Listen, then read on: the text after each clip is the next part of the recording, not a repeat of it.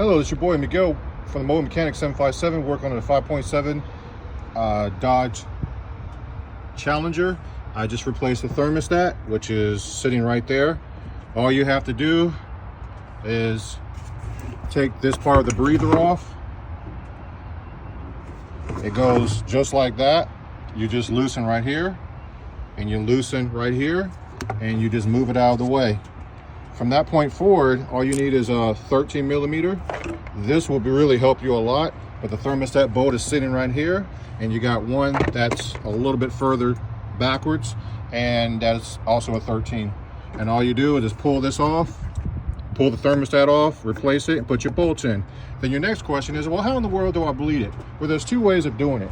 One of the universal ways of doing it is jacking the car up as high as you can get it, and the air will actually come to the front of the vehicle as you're running the car. Or most cars have a bleed screw.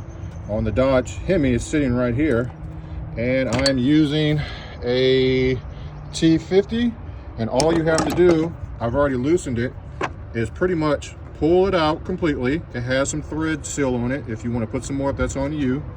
And all you do is, I'm going to lower the car completely because I'm doing it this way, and you just fill the reservoir up until it comes out here. That means the air, because it's above the thermostat, the air actually is going to come out right here. And once you start seeing fluid coming out of here, that means you have all the air out. All you do is put